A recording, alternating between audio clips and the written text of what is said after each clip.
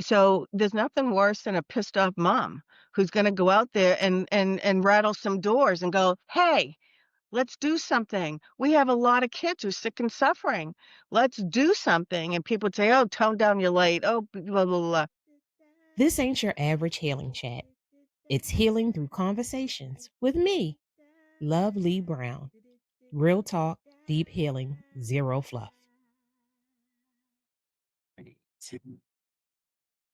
Hey guys, welcome back to the Healing Through Conversations podcast. I'm your host, Loveli Brown, and your holistic mental health coach. Today, I get to have a conversation with someone who is bridging a gap for me. You sometimes try to figure out why things happened in your life and why you were put in situations that out of context make no sense. But today I get to have a conversation about addiction, codependency, how family carries shame, and the courage it takes to talk about it, to say it out loud, to reclaim your life, to work through heartbreak. And what kind of conversations can we have today? I get to speak to Ms.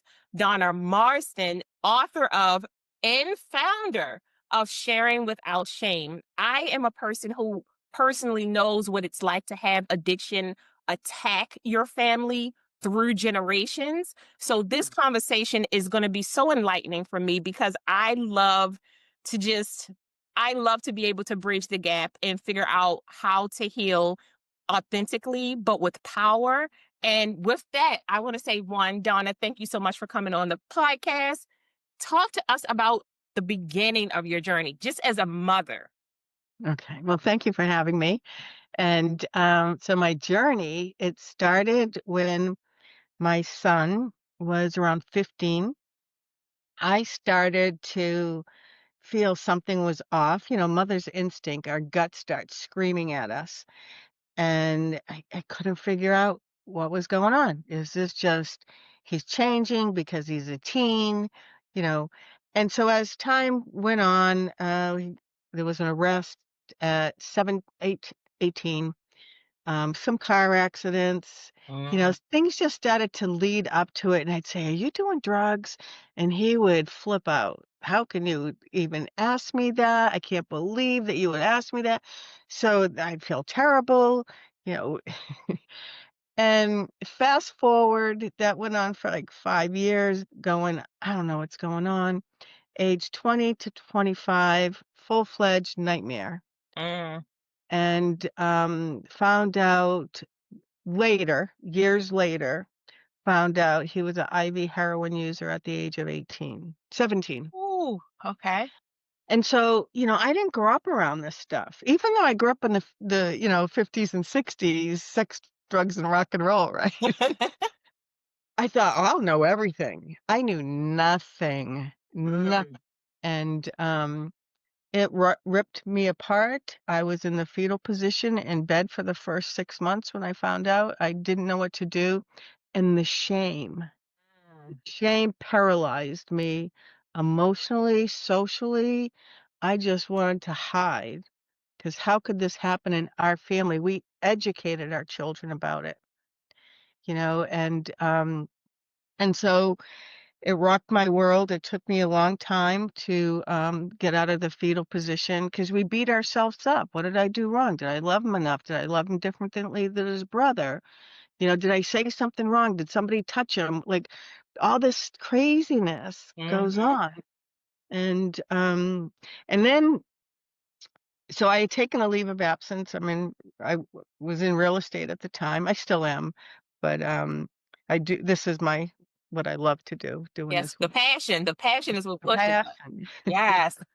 And so there was a day where he decided he was going to go to his first treatment. It was an IOP, intensive outpatient program. And I was just walking around my house stewing, like, how dare he put me in a situation that I have to go sit with those people? I Mm. didn't understand, right? I profiled, and when I walked into that room, I was forever humbled because anybody and everybody in that room could be a business associate, a family member, a friend. you name it. It's not that person under the bridge, all the things that we think in our brain about people who suffer from a brain disorder. That Mhm. happens to be addiction.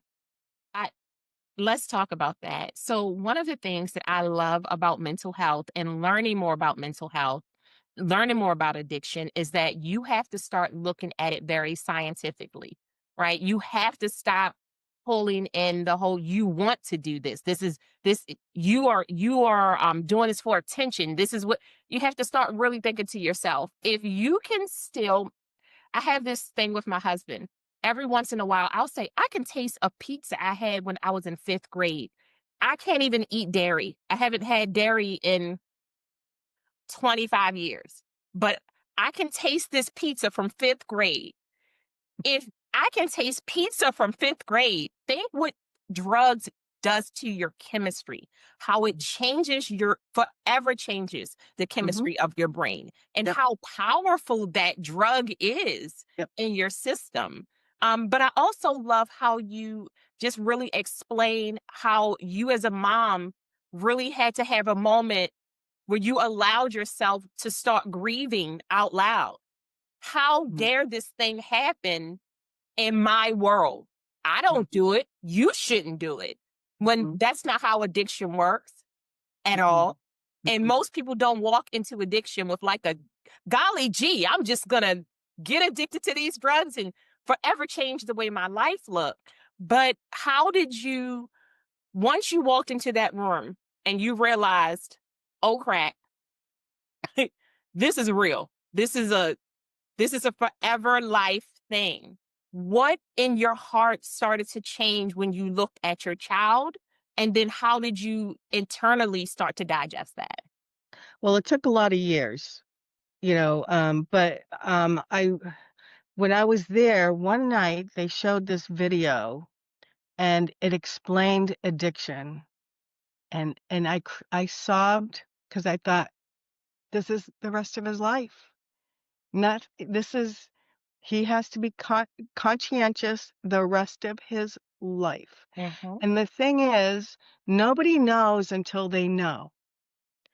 And so we're all born, this is what I learned this particular night, that when we're born, there's like a little baby tiger cub inside of us, and it's asleep. And here's my beautiful boy, and here's that little tiger. And when 15, he starts using a little cannabis. He wakes the tiger up, and the more he uses, he starts drinking, he starts doing whatever, they switch places. Mm, Son's lost in the bowels of his addiction, and I'm fighting with his addiction, and my beautiful boy is somewhere in there. mhm. Every once in a while, he shows up. But and the other way I can explain it, so, especially for kids, nobody knows until they know they have a problem, Right. so they think, "Oh, I can just fool around with a little cannabis, have a drink or 2." Some kids, I was one of those kids, I could do that stuff. I never liked it, didn't like how it made me feel. Yeah. My son couldn't get enough of it. So it's Mm. like it's in the fight or flight part of the brain, it's like there's a switch. Yep. And so when my son takes a little cannabis or a little alcohol, he turns that LED light switch on, and that's not enough. So he ends up going back to, the heroin. Mhm. For me, if I have a drink, I can shut the light off. Yes. I can take a sip and go, ugh, that doesn't taste good. I'm going to shut that off. Yeah. So that's why it's considered a brain disorder. Yes. It's not because they don't love us. It's not because they can't or they're just being little jerks or whatever. Yeah. They literally can't. And it's just a part of their brain and it's really important for people to understand the longer someone's on a medication, any type of drug, prescribed or not, Mhm. changes the brain chemistry.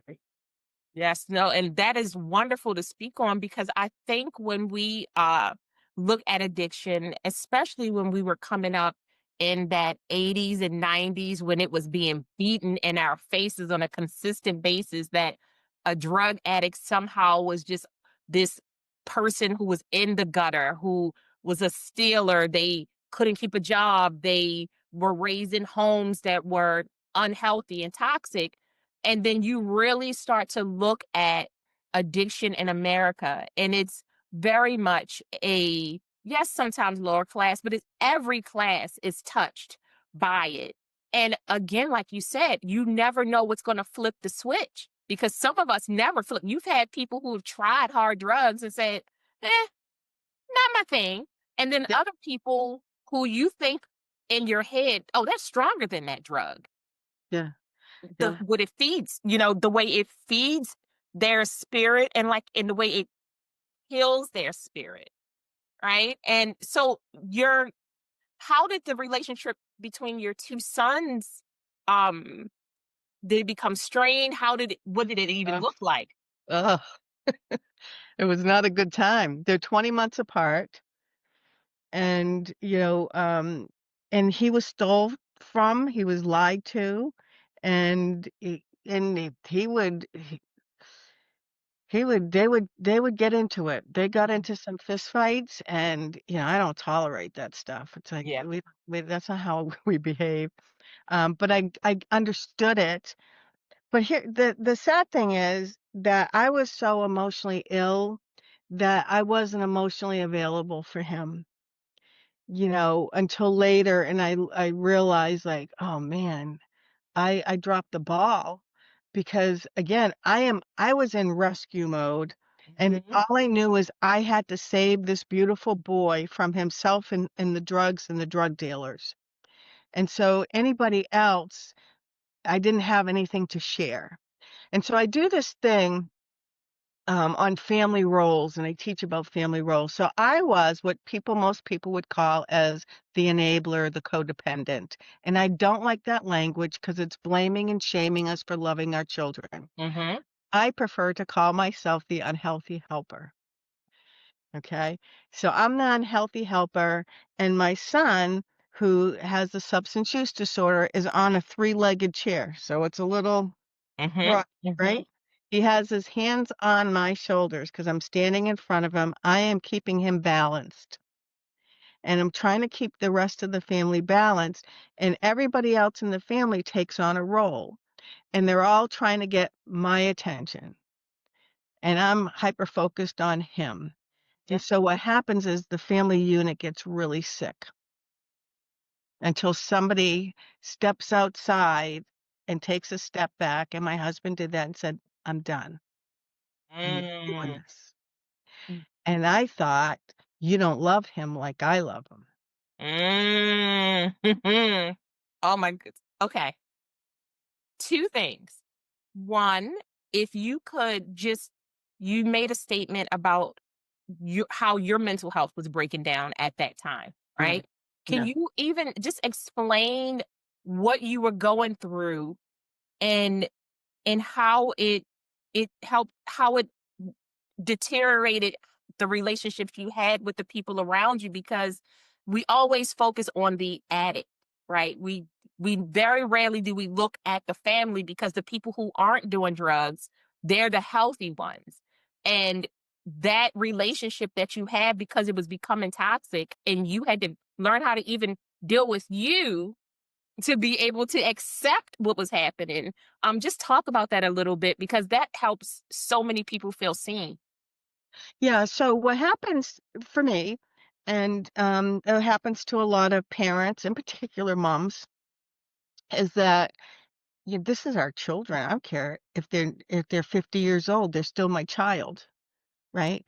And so that mother instinct, I always wanted to be a better mother than my mother was. Mhm. That makes perfect sense. Yes. I mean, she was a very good, loving mother, but, generations do things different. Yeah.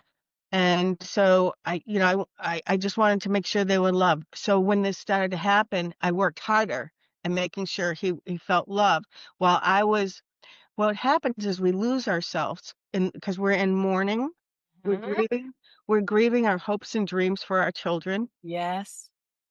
Yes. We're grieving that I'm watching him kill himself, and I don't know what to do, and Mhm. I don't know how to save him, and it's my job to save him. Now what do I do? Yeah. And so, it's like these triangles. I would go in the triangle, here's a triangle, and I'd start at the top point as his rescuer. I'm going to rescue him from those drug dealers and from all the stuff that's going on. And when I couldn't rescue him, then I'd have like a pity party. Oh, poor me. I'd go back to bed. I'd dive back into my bed. And then when I got sick of feeling sick about myself, then I would persecute him. "You SOB, how dare you do this to your father and I? We've given you a good life. Yeah. How dare you?" And when that didn't work, then I'd rescue him. And I lived in this triangle. Mhm. They live in the same triangle. Yes. He's trying to get sober on his own. He's in his room. I think he has the flu. He's detoxed off of heroin. I didn't have a clue he was on heroin. And when Mhm. that doesn't work, then if there was a God, this wouldn't be happening to me. If you bought me designer clothes in 6th grade, I wouldn't have been bullied. And when that didn't work, then he persecutes me. Yeah, I'm the worst mother in the world. And so we mimic each other's behaviors. Yes. And we get sicker and sicker and sicker because we're caught up in like this ball of confusion until one day I hit my enough. And when I hit my enough was the night my husband said to me, because my son, it was a bad day and he was missing for like 8 hours. And he came home and I told my husband, because it was date night, Saturday nights, I said, he's home. He's going to come to dinner with us. And he said, I am not sitting across the table from him if he's high. And I'm not doing with this with you anymore. You got to make some choices. And as I was walking down the stairs to tell him, I'm calling my husband every name in the book in my head, not saying it out loud. But something shifted by the time I got to the end of my staircase, and it's not a big one. I just said, I love you with every inch of my being. I would sell my soul to the devil for you. But this isn't healthy. Yeah. And I can't do this anymore. And your dad just gave me an ultimatum, and he's healthy and you're not. And so here's a phone number. I know they have a bed. I hope you'll do the right thing. And so we went out to dinner. He called me and he did do the right thing. 8 years later, I found out that he did try to commit suicide that night. And I would have found my son with a note on Mother's Day in 2008. But he's Mm. dead. Mm. Oh my gosh. Okay. Two things. One, thank you so much for being vulnerable and open. I really think that the healing that we need comes from us being raw and honest about where we are, because that when we try to sugarcoat things, all we do is we aid in a disability that happens, and we mask so well. Moms know how to mask so well. We could be crying in the closet, we come out that closet, we put on that face, we fix that hair, everything is great. We drop them off at school, we drive to work crying, get to work, fix your face. We do it so well. We put on a Um, show. yeah, but when you get to a space where you're like, okay, it's not just your life. Like now I can see a clearer picture, not as clear, but it's not just your life that's being affected. The man that I love, who helped bring this family together with me, has now said to me, I love you too much to watch you suffer like this. And sometimes we can't hear that, right? We can't hear that. And it sounds very aggressive and it sounds so final. And that curse from the top, the 13 steps down, is like step number 8. You son of, by the time you get to the bottom, like you said, you're like, hey, before all of this happened, that man loved me. And he's seen me at my best and he's seen me at my worst. Yeah. And he knows what's good for me. Like when you realize that the cocoon that you need doesn't always come in this pretty package. They don't sit down with you and say, this is an intervention. We're gonna be good. He said, we're gonna go out tonight, but you better figure out what you're gonna do. Yeah. Are you going And to that show can up be or not? yes, and that can be so hard. But side note, realizing that, like you said, 8 years later, but even in the midst of healing and trying to find those moments of peace realizing that your child had no peace. Mhm. And you saying, I'm going to give you back the autonomy of your person to make a better decision. And I have to turn my back on that, not on you, but on making this decision for you, because obviously we're not doing it in a healthy way. Mhm. What, when you started thinking to yourself, okay, as you're driving down the street at dinner with your husband across the table, and you're trying to decide, what's my next step? What was your next step? I just taking a breath, just taking a breath and trying to be present for my husband when I was thinking about what's he doing? I hope he makes the right decision. But that was the start of learning how to let go with love. He did call a couple hours later and said he was going to treatment and so there was that sigh of relief. So, oh, let's celebrate, he's going. And and so that's where it was. But it was, you know, again, we mimic each other's behavior because that was the starting point of me hitting my enough. Hmm. And I don't like when people talk about they have to hit rock bottom. No, they don't, because rock bottom can be death. Absolutely. So I'm big on using kinder language, more loving language. And so if you're gonna hope for your child to get sober, find recovery, hope for them to hit their enough. When they've had enough of the lifestyle, they're gonna wanna get better, and they're gonna put one foot in front of the other. But as long as every time he went into treatment, and there were many in and outs of treatment prior to this time, Hmm. the night before Mother's Day, and he did it to get me off his back. And he'd go for a month, and then he'd come back, and it would slowly next thing you know, within a month, couple months, it took me a while to catch on, Yeah. 'cause denial is a beautiful thing, It's a lovely place to be. It's so Yeah, beautiful there. Nothing's yeah, happening. Everything's it's great. great. We're perfect. Yes. Yeah, so, it's just all that stuff and, again, going back to the once we hit our enough, we're able to move forward, and I didn't realize how I had allowed myself to live in dysfunction until I Mm. realized. Right. I didn't realize I had a why. Why am I being the unhealthy helper? Is it really about him or is it about me? Oh, How good do I live question. with myself if he dies and I haven't done everything possible to save and rescue him? And I will tell you, so I was on the Governor's Recovery Commission for many years. I was one of the founding members. And this gentleman said to me, who doesn't have children, "You know what's wrong with you people, you mothers?" I was like, "Oh, God." And I said, Yeah, he's gonna give me one." And so he said, "Is you do everything to make yourselves feel better." And I thought to myself, "How dare you?" I zipped my lip, I didn't say anything. And I didn't speak to him for probably a year, 6 months to a year, I guess. And it dawned on me, he's right. Hmm. He's absolutely right, because I wanted to know that I did everything so if he did not make it, that because how would I live with myself if I didn't become a human pretzel for Yeah. him? Yeah. And so a lot of what we do, I realized my why made me feel better, not him. Yeah. Yes. And one of the things that I love about human connection is that I always talk about our ACE, right? Our adverse childhood experiences. What happened when we were younger really determines how we respond to trauma.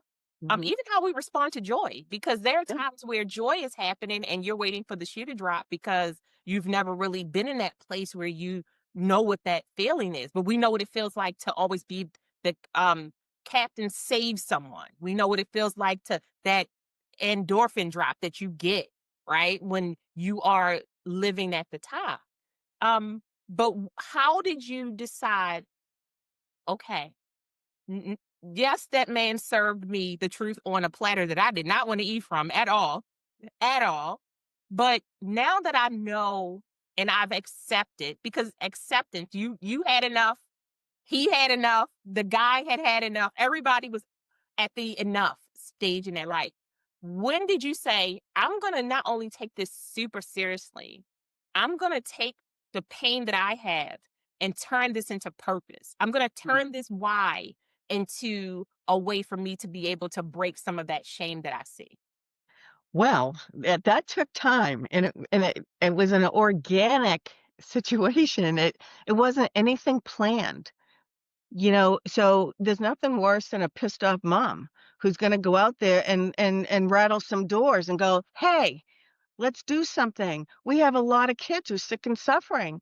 Let's do something." And people would say, "Oh, tone down your light. Oh, blah, blah, blah."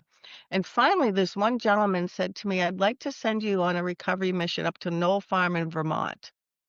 I was like, "Okay, I'll go. I'm game. I'm going to do anything because I'm on a mission now." And when I went, it was all these people in recovery, and I am the mom. So I wasn't overly received well because, they'd say stuff like, you know, you remind us of everything we do wrong. And I said, I haven't opened my mouth. I'm not telling you people anything. I'm just here to listen and learn. And long and the short of it is, we ended up connecting. They allowed me in, and we all made a commitment of what we were going to bring back to our great state of New Hampshire. And I said, I am going to find a way to open up a family support group, because when I was dealing with it in the late 1990s, there was nothing. You just kept your mouth shut. Yo, yes, Y absolutely. you don't No, wanna you didn't get even bring blackballed. attention to it at all. That's right. Yeah, and my husband and I are both in sales. Yeah, the So disgrace that you don't wanna bring into your house, the embarrassment, the nosiness, yep. and, and also the isolation. Oh, awful. Your phone stops ringing when people start hearing the stories or see the newspaper, because my husband was in the car business, and my son had gotten a friend had gone into unlocked vehicles, and they didn't put that he was 18 and that he was a junior. So it looked like my husband was doing the dirty. And it was my son, so then there was that. Yeah. Um, but yeah, so anyway, so I opened up Family Sharing Without Shame, and I ran a family support group, a very successful one in the state of New Hampshire at our local hospital. And then a treatment facility had heard about me and said, "Hey, we open up one here." I had the highest numbers in the state of attendees, and I was the first parent to advocate for Narcan in the families in our homes. Mm. And I was the first one in the Concord area to host a Narcan training for parents that came to my group so they could all go home with Narcan that night. How beautiful is that? Like, Yeah. that is, I mean, I hope you took a moment, I know not at the time, but you realize how revolutionary that was for you to take the role of that. That was so much responsibility. And until you said that, I really haven't. I just, you're just kind of moving forward. Moms go. I'm just going, and everything started to build. And then I wrote a book, my first book, and then my son said to me, "Who the hell do you think's gonna read that?" And I was like, "I don't know." And I ripped up the manuscript, and I was like, "Yeah, yeah, insecurity comes out." And I was doing a talk at our local hospital, and this woman said, "You ought to write a book." And I did. I said I did, but I ripped it up. And about a month later, all of a sudden it popped up on my computer. It just showed up. I mean, God wants you Divine to realize, intervention. Divine right? intervention. It was supposed to be. Yeah, so I read it and I was like, "This is all wrong. I'm telling his story. I can't tell his story. I have to tell mine." Mhm. And so I rewrote it, and it's called Peeling the Onion. And, and then I've written 3 others since. But again, it was just organic. It's all built itself. It's like God had a plan for me. I'm gonna shake you, bring you to your knees. I'm gonna make you sick to your stomach, and you're gonna, like, pray for mercy, and then you're gonna be fine. And you know what? But that is that is something I always say. I'm like, I truly believe spiritually, a lot of the soldiers who kind of walk the walk and talk the talk, we are humbled to a level that you wouldn't believe, but it's something within us. Like your son had that cub, we also have a cub, but it just responds different and it Yeah. fights. And I'm like, I don't always believe you have to be a mom to do that, but I think that when you have had a child and you are that close to death, it is very little that scares you. It's very little. I said to my husband, I said, they absolutely let us walk out the house with that baby. They didn't, I mean, a hospital with that baby. They didn't do a mental health check. They didn't check my credit. They didn't confirm that the car belonged to us. None of the things that they do. They just said, "Oh, you were pregnant. Poof, now it's yours. Congratulations." Yeah. How do you keep it alive? And we as moms, we fight so hard to keep them alive because Yeah. sometimes it's to feed the ego, the extension of, right? We have this need to prove to the world that we can be these Instagram moms. We are the stellar mom. We're Stedford wives walking in here. And when you realize that your child is a person very disconnected from you, all on their own with their own morals and ethics and needs and wants and desires that have nothing to do with you. Mhm. No, I mean, absolutely nothing to do with you. Like your child is a stranger sometimes in your space, Yeah. and how you really just had to say, not only am I going to unmask what's happening with my family, I'm going to make sure that another mom doesn't feel this way. Or when she feels that way, because with addiction or anything that you go through, you're going to feel it. You have to feel it to grow. You have to feel it to grow. And to take it a little deeper, I think what happens is mm, it brings us to do our own inner child work. And isn't that is a fight? That is a fight or flight or And freeze or fawn, whichever one you want. and I didn't know I needed to do any of that stuff Mm. until it started to unfold, and I realized, "Oh, there's a hurt little girl in there." And when I Mm. was at Knoll Farm, it was the first time I identified her, and I spent time with her. Oh, I always mine was 7, and then mine was 11, and then mine was 16. Mhm. And I'm at the teenage stage, the rage stage of healing the inner child. Mhm. And it's very interesting dealing with the teenager versus the younger self. But I love that you realized in order to heal or even talk about healing, because that's the thing about mental health. If you are a therapist, a counselor, a coach, a mentor, you got to be working on yourself because everybody that you come in contact with will trigger you. Yeah. And that trigger, it shows up at the darndest of everything's great. We're all having a good time. Somebody says something takes you back to 1983. You didn't even know you needed to deal with that moment, Yeah. So like that is so I just love that because what you really talked about is learning how to separate your identity from the issue that was happening. Yeah. Yeah. And that addiction caused you to grow in a way that you didn't even know that you needed to grow. Right? I Yes, which is gorgeous. It's beautifully sad, is what I sometimes say. But it turns Mhm. into this miraculous miracle because we get to see growth in ourselves. But talk about what your son gained from you growing.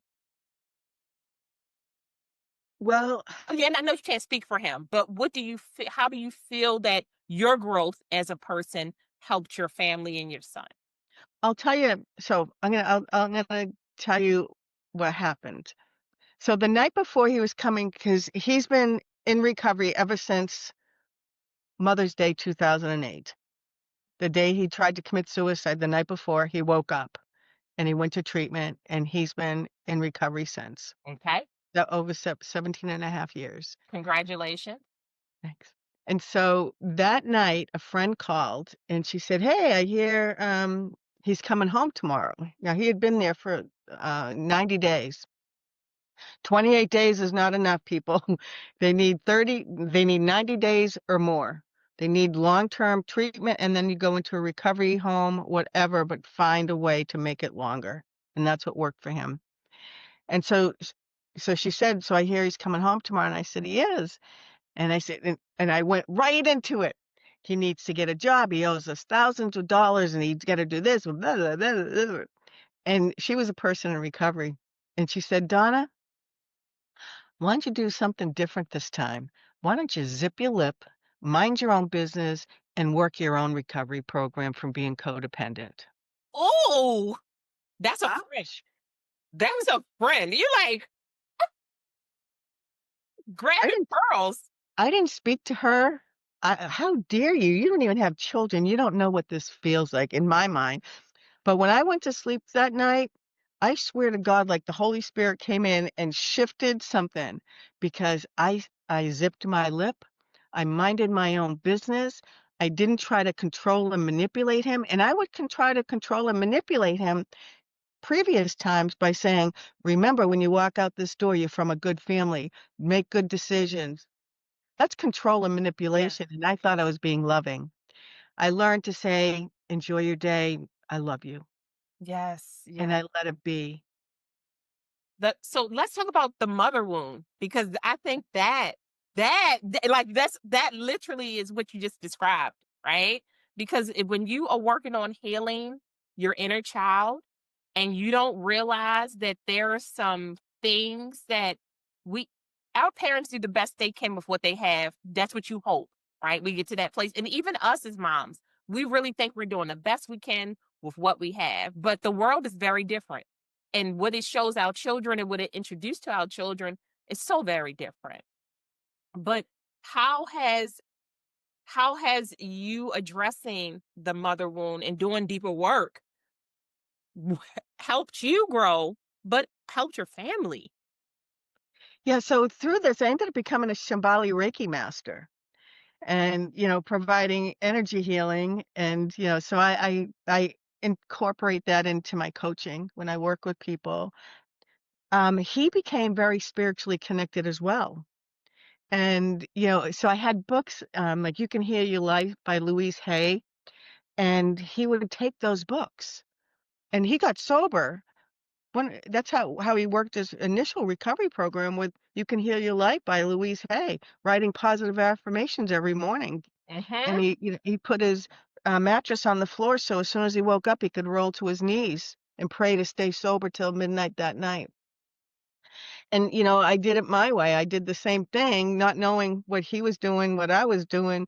But, I prayed about my prayers used to be, I don't want him to do this, and I don't want this, and I don't want that. And then I realized the universe doesn't understand the word don't. So I kept getting more of what I didn't want. So I had to change the way I prayed. And it was, I want my son to live a healthy, happy life. I Mm. want to be, I want to be healed. I want to have a healthy, happy heart. That's how I started to pray. And slowly, like I wrote my first book, Peeling the Onion, all the little layers started to go away. And, so just meditation, journaling, I found some cool ways to journal. Mm-hmm. And, that little insecure girl who wasn't validated or heard started to make sure she was heard in a way that was mature. Instead of throwing a temper tantrum going, "Don't tell me I'm sensitive," and let it go. I am sick of listening to that. I've heard that all my life. I thought I had a character defect. What I realized is I have a gift. I'm an empath. I'm an empathic person. I'm a high-level empath. I feel your pain, and that's hard. And and and so that's the stuff that started to, like, come out of me. And I shed that a lot of those insecurities and those things that didn't feel good and started to embrace that I am a gift. And you And are a gift. You are thanks. a gift. And And my son's a gift because if I didn't have him, and I'll tell you this, when he was born, my dad had just died three weeks prior to him, and I intuitively knew I had to go home He lived like an hour away, and I had a high risk pregnancy, and I managed to get home. And he said, I've always wanted a grandson. Please give me the grandson I've always wanted." He passed his spirit along. He passed his spirit. Goosies. That's me. But that's my goosies are happy, not sad. When I'm Yeah. anxious, it's in my stomach. So I try Yeah. to make sure I pay attention to that. Yeah. But one, I love how you articulated the growth of a spirit and not a person, right? Because sometimes I think we get so caught up in the physical, our physical selves that we forget that honestly 80% of us, 90% of us is all spirit. It's and the things that made you the outcast are really your gifts when you learn how to use them in a stronger light, in a brighter light. I'm with you. I don't pray about the problem. I only pray about the results. I don't even I don't even address the problems because we know they're there. Yeah. What do I want to manifest? How do I want to, what chant do I need to do to bring this in? What prayer am I using to bring this in? I always tell people, if you don't like praying, manifest. If you don't like manifest, chant. If you don't like chant, affirm it, like affirm it. Figure out what words work best for you. There's no one way to heal. That's right. There will never be one way to heal. And you don't know what you don't know until you know what you don't know. And that's the human side of this. Yeah, and when you start finding the practice that works for you, you start feeling better. Yes. And so and then it gets easier and easier, and you want more and more. So I started with I had gone and had a Reiki session when I was sick and suffering, and I had a little bounce in my step, and I laughed that day, and I had remembered when I had laughed, and I wanted more. Mhm.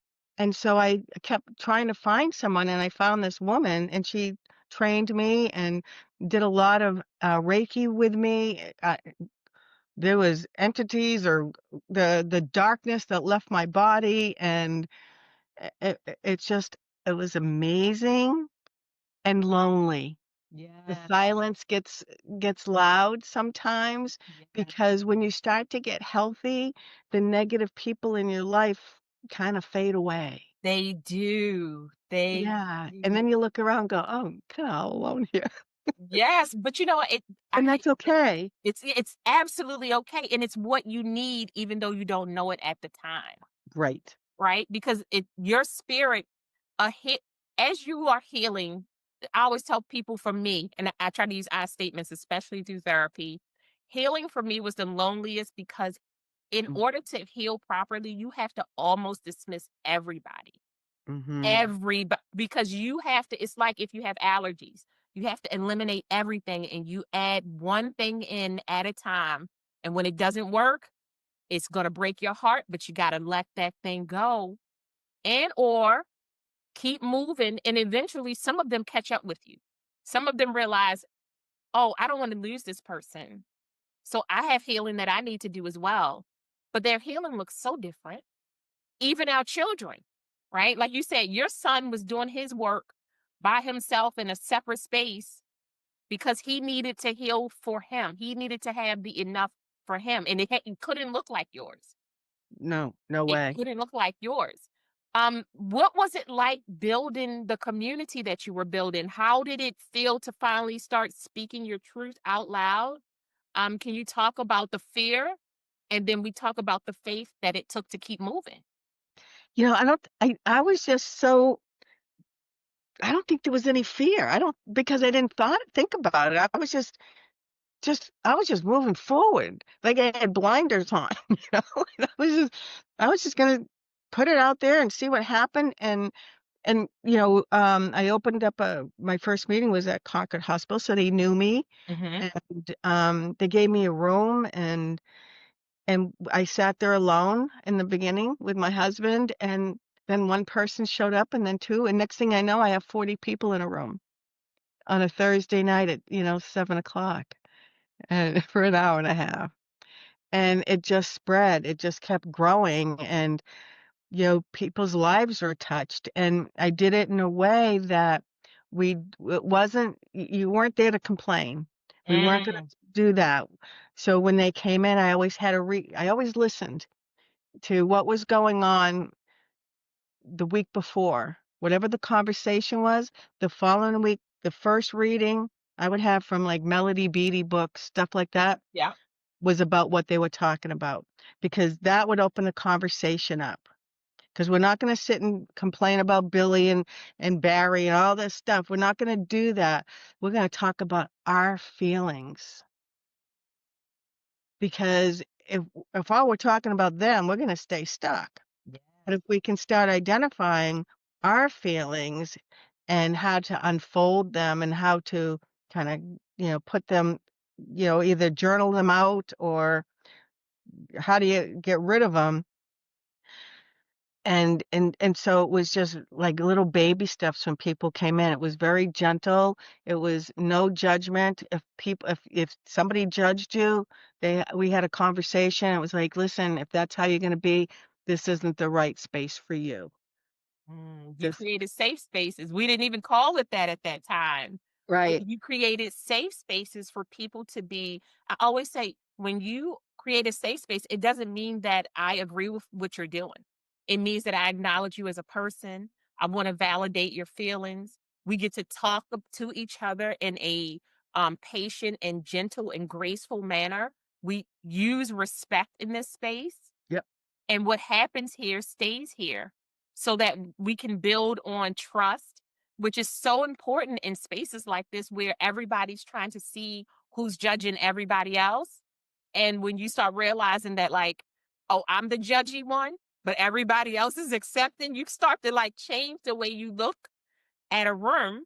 But also, I think for a lot of people, when you walk into a space as a mentor, they watch how you talk to everyone else, Hmm. and your light and your spirit and your energy and the work that you were doing internal really was coming out, and they could see that, because I do understand when you were speaking earlier, when you walked into that space, you became the representative of every mom who said, how dare you do that? How dare you disgrace me? Versus them seeing you just as Donna walking into a space, you became the poster mom for everything that was wrong, and how you flipped that, reframed the way they could see you, and showed that this is your space. I'm just a squirrel in the corner. Pay no attention to me. I just want to be here to understand what I don't understand. And which then helped you fast forward, be in a space with 40 people, 50 people who could see that you were truly there to nurture Hmm. versus hurt. Yeah. And I was very vulnerable. I mean, I didn't, I told the truth and it's not always a good time. The night my son, when he was our speaker and, he talked about his attempted suicide, I was like the exorcist. I felt my head spinning. They're all looking at me, not him. I didn't know. Yeah. And at first I was embarrassed. I was like, it's nothing to be embarrassed about. I didn't do anything. This isn't my story. It's This is his his. story. And he gets to tell it his way, whether I like it or not. Oh my gosh, I just love that. What is the biggest misconception that you feel that you hear or that uh that you're combated with regards to addiction and recovery? That they can just stop. They can just stop. If they loved you enough, they'll stop. And, I think people don't understand that it's a brain disorder. There's so much that they don't understand. And a lot of people, alcohol is a drug. A lot of people don't consider it a drug. And that's one of the hardest ones because it's so acceptable that people are irresponsible when somebody is suffers from alcoholism and you invite them over and there's all this alcohol and that could be their demise, Mhm. right? And one thing I did with our son, even though he doesn't suffer from alcoholism, however, alcohol will weaken his senses Mhm. and then he'll Mhm. go back out to, injecting heroin. And so we just didn't allow it in our house anymore. No medications, Nothing. This was a drug-free zone because we were gonna honor our son, who was at the time was 25 years old when he found his recovery, but we were gonna honor him, and if he can do the work, so can't we. And so that's how, we started to move forward, and, so people don't come to our house because we don't serve alcohol on the holidays, Look, I tell but I'm people good with it. I I I am one of those people who I was didn't there was no addiction or anything happening with me, but just in 2023, I was like, you know what? I have some things that I want to accomplish, and I'm not going to drink until I finish this. And when I say drink, I mean like once a month. But I said Yeah, I'm not going to have any alcohol until I finish this certification. And then I obtained the certification. I was like, I'm not going to drink any alcohol until I get to blah blah blah. And my husband was like, "You don't even drink." I was like, "Yes." I said, "But there are certain things that we accept as normal just because." I said, "And I'm not condemning anybody else. If that's what you want to do, live your life. It yeah, has you nothing to do. do with me." But I'm just in a space where I know that I need clarity in order for me to ascend. And that's what I wanted to do with myself. Like that was just a goal that I had. And I think that you giving yourself permission to change the trajectory of your family is honorable because some people say, you know what, I'm gonna live my life the way I want to live my life, and you have to fit into it. But when you love someone, we pivot for love, we pivot for Mm, marriage, we pivot for school, we pivot for best friends, yeah, you know, yeah, and doing that. I mean, and it's so funny because it's like this, it's a very small thing to just be like, oh, we're just not gonna do alcohol. Like yeah, we're yeah, not. You know, if yeah. you guys want to meet up at a restaurant and you can do whatever you need to do, that's fine. But like, we're so good. When you think about sharing with shame, what does it truly mean to you? The fundamentals, and how has it ever changed your life? Like, how does it brighten up your eyes? So sharing without shame, it's freedom. Mm. It's freeing because I don't have to be ashamed that I have a son who's a person in long-term recovery. There's nothing shameful about that. And now, I speak very openly about it. I was the face and voice for the state of New Hampshire many years ago. We were on posters and all kinds of stuff. And, because the shame kept me in bed. Mm, And that's a I don't goal wanna right ever there. go there again. And Yeah. so, yeah, sharing without shame, th hey, it is what it is. And so one of the things that I know to be true when our loved ones are in active addiction, they need to be loved more, not less. Yeah. They need to have unconditional love. Sometimes you might have to do tough love if you're in an unsafe situation, but a lot of times it's just, they're just a mess and they're messy. And so you just set boundaries and you kind of figure it out. And, I wanted to mention this to you earlier that when I was talking about being sensitive, you're too sensitive, you're this and that. When That's how I grew up, thinking I had a character defect. What I believe, and this is me, is that people with a substance use disorder are empaths or empathic.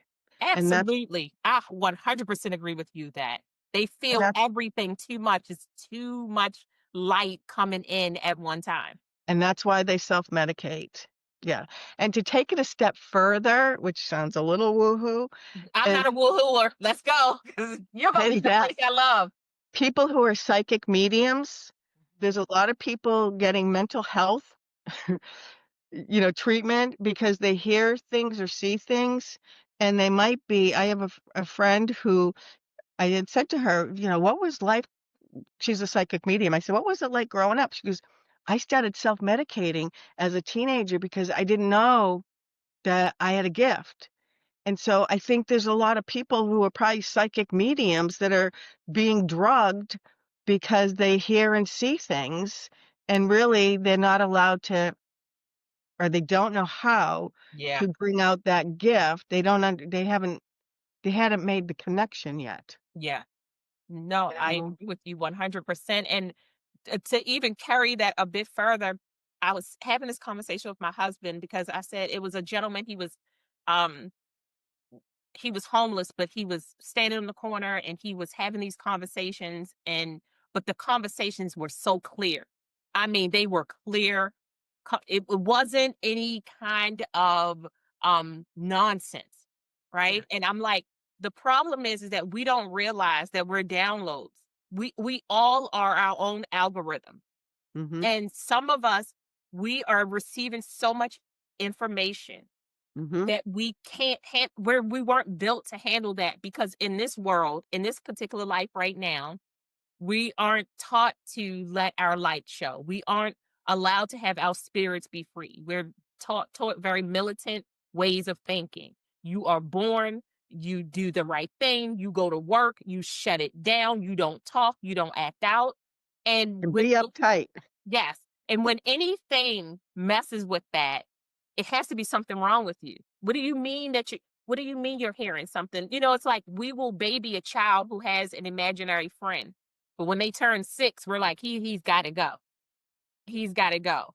But in my thought has always been, my grandmother was a Native American, and she believed in feeding the earth. The earth was what helped us understand. Like, if something was wrong, you stood near a tree. If you didn't feel good, you were barefoot outside. You didn't wear We had cobwebs in the corner because it stopped blood clots. Like, we were the family that kind of did those things. But when you go outside of your household, you're weird. You're like spooky wooky, Yeah. when a lot of the times that's you have to realize the reason why your grandparent made it as far as they did is because they had these intuitions that they needed to use in order to get here. And they didn't have the internet. They didn't have all the science behind it. They just knew that when I do this thing or listen to this spirit, it helps guide me to get to this place. And I don't disagree with you at all. I think that empaths are some of the brightest stars that are dimmed every day. Yeah, right. Well, remember this woman kept saying, "Dim your light, dim your light." Ugh. Somebody should have just now. That's when you push people. I'm not saying violence is the answer, but a little push can help a person out.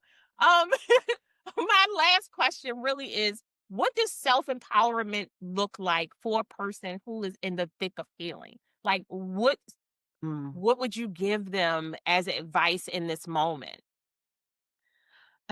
Just be gentle with yourself. And it's not gonna happen overnight. I've been doing this work for, oh God, 18, 19 years, and I'm still a work in progress. And we have reoccurrences, relapses. I can go into have a day of bad behaviors or, codependent behaviors. I'm just more aware of it and go, Mm, oh, okay, you're doing that people pleasing thing again. Like, knock it off. Just be kind and gentle. Give yourself a hug, you know?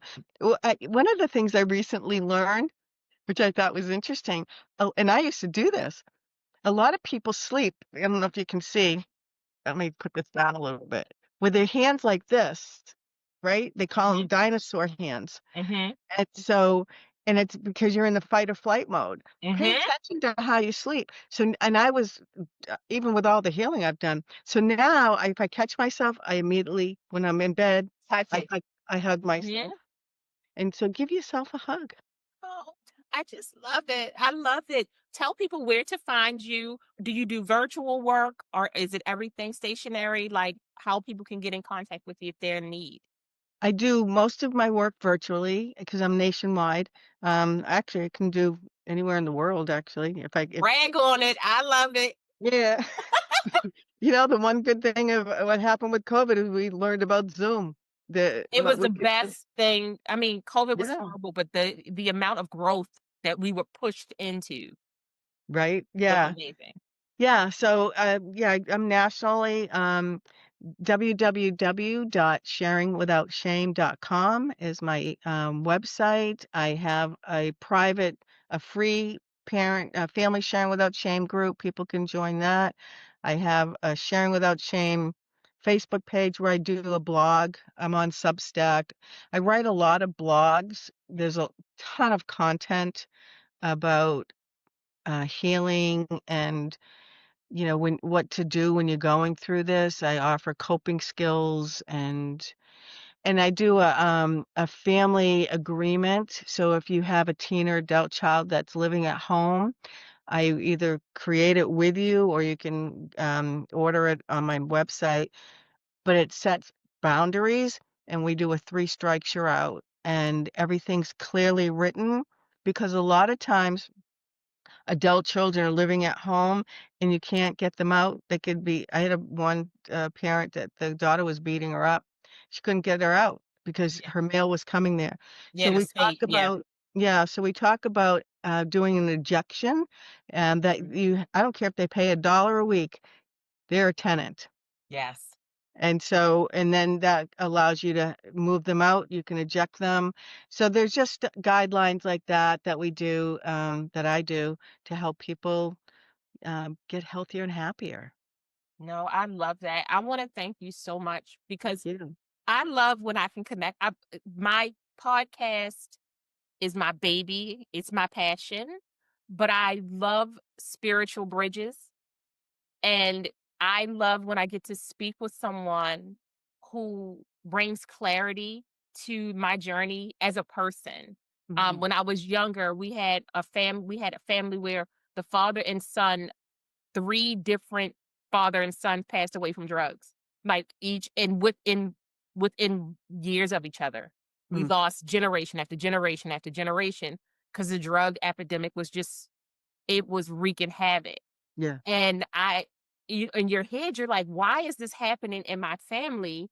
And you sometimes take on this militant, no drugs, no fun, anything that even looks like is remotely going to cause addiction, you clamp up. And then you realize as you get older that life was really setting you up to be more empathetic. It was setting you up to be more compassionate. It was setting you up to have a clear idea of what it meant to be a human versus this whole if you don't live by the book, you're gonna die. It does we have journeys that we have to be on. And just reading about what you're doing with your community and how you have turned that pain into purpose and I love a purpose turned into passion because you can't stop passion. No matter Mm. what you do, you can't stop passion. So thank you so much for coming on the podcast. I feel rejuvenated. You helped me feel like a Oh, little yeah. bit better about me today. Oh, thank you, thank you. It's been an honor. Thank you. Thank you so much, and we will talk to you soon. Thanks. Recording in progress. Okay.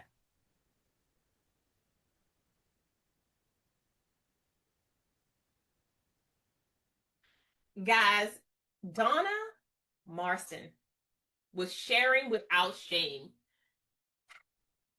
You ever feel I am all about kindred spirits and how we connect with um others, especially when we're virtual, and how no matter who you are, your spirit will find its connector. It will find its joy. It will find its plug, right? And healing doesn't mean that you're weak. It means that you're brave enough to try again. It means that you're brave enough to feel again.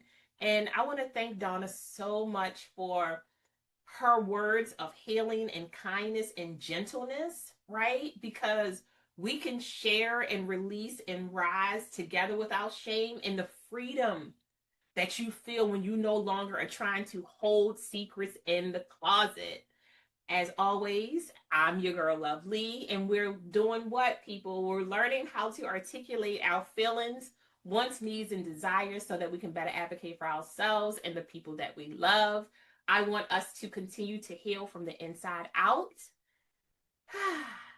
Please like, share, and subscribe. Send this to someone who needs it because we all are addicted to something. Don't assume that it has to be drugs, people. Some of us are addicted to some things that still are toxic and unhealthy for us. And you have to figure that out on your own. So until next time, stay grounded, stay graceful, and as always, lovely out. Thank you so much for joining us. We hope you found some healing, connection, and joy. Until next time, bye, loves.